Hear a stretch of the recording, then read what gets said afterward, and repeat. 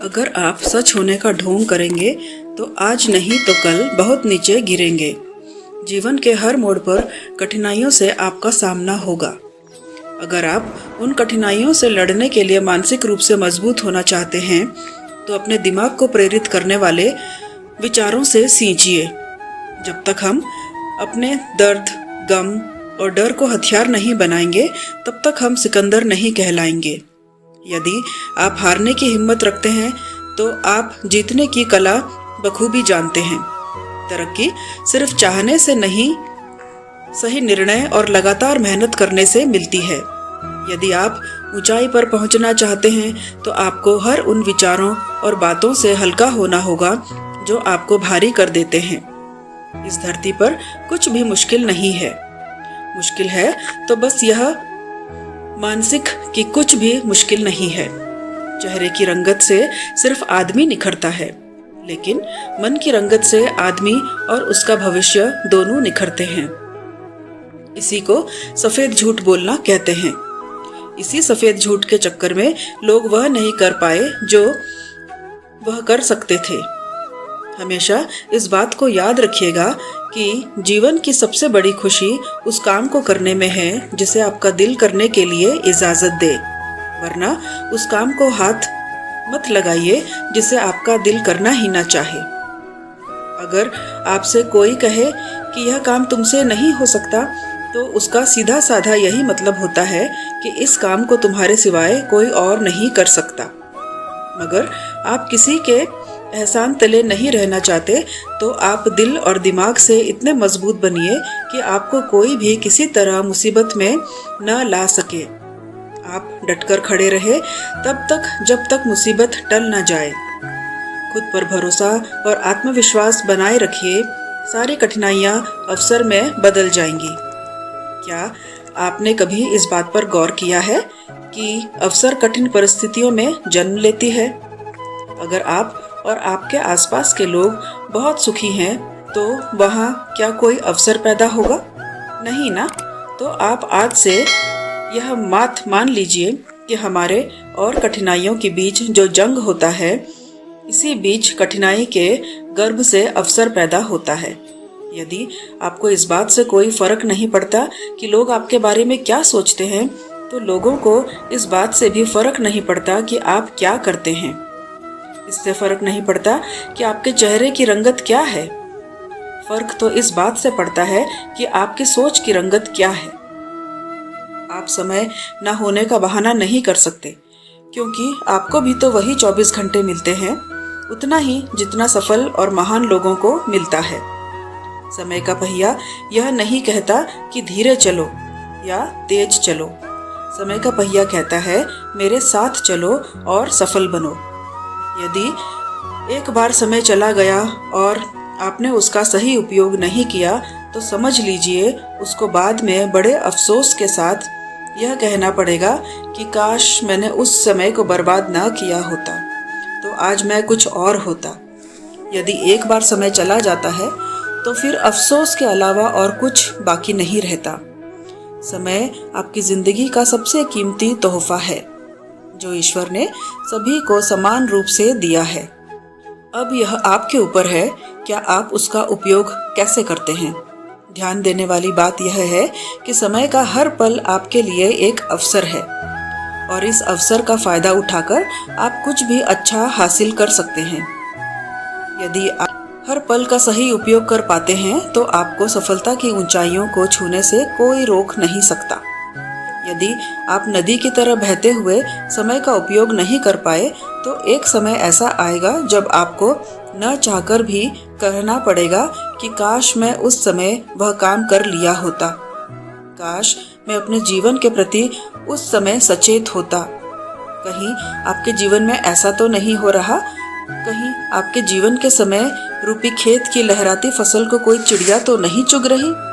अगर ऐसा है तो उस चिड़ियों को तुरंत उड़ा दीजिए और बचा लीजिए अपने फसल को, बचा लीजिए अपनी खुशी भरे जीवन को, वरना एक ही वाक्य आप जीवन भर दोहराते रहेंगे कि काश मैंने उस समय यह कर लिया होता। जीवन का हर पल एक अवसर है और इस अवसर को कभी भी हाथ से जाने देना नहीं चाहिए। जीवन के हर पल को उससे और उससे जुड़े प्रत्येक कार्य को पूरे मन के साथ करना चाहिए। आपका भविष्य आपके वर्तमान पर निर्भर करता है, इसलिए अपने वर्तमान के हर क्षण का सही उपयोग करें। आज नहीं तो कल, कल नहीं तो परसों। हम इसी तरह अपने कामों को टालते रहते हैं। जो काम आज हो सकता है उसे कल पर टाल देते हैं और कल आने पर परसों। इसी तरह समय बीतता जाता है और एक एक दिन के साथ हमारे कामों का बोझ बढ़ता जाता है। जैसे जैसे हमारे कामों का बोझ बढ़ता जाता है तो हम उन कामों को करना ही छोड़ देते हैं और ऐसे में कई बार हम अपने जरूरी काम भी नहीं कर पाते और फिर बाद में उसी का अफसोस करते हैं। अपने आलस को अपनी जिंदगी से दूर रखें और उस काम को आज ही निपटा ले, कल पर ना छोड़े। एक समय की बात है, एक राजा एक दिन अपने राज्य के भ्रमण पर निकलता है। कुछ दूर टहलते हुए जाता है कि उसे गरीब आदमी मिलता है। उसकी हालत बहुत ही खराब थी, फटे पुराने कपड़े और पूरा शरीर गंदगी में लिप्त था। राजा को उस पर दया आती है।